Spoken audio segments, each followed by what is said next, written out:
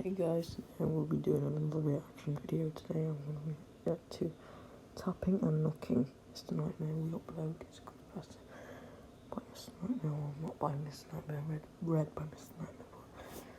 Yeah, let's get into it.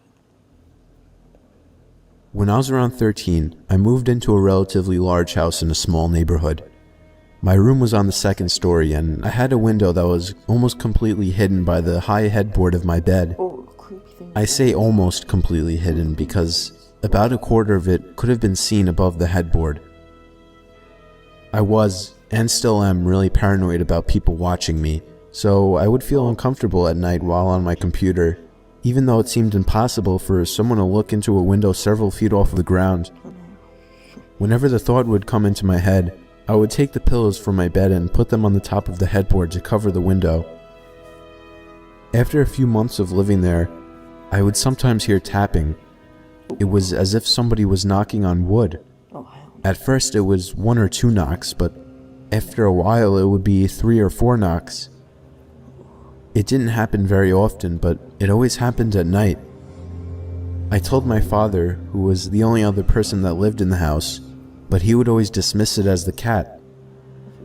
After enough convincing, I decided that it was probably the cat.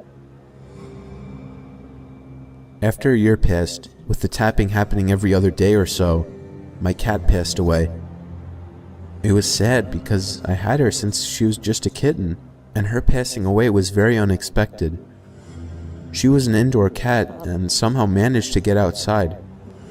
We thought she had just ran away at first, but after a week of searching, we found her. She had been killed by what we assumed was a dog or other wildlife creature. I didn't hear the tapping after my cat died, so that comforted me in that I knew it was indeed her who was doing it, or so I thought. After around a month, I heard the tapping again. This time, it wasn't the sound of wood. It was the sound of somebody tapping on a window.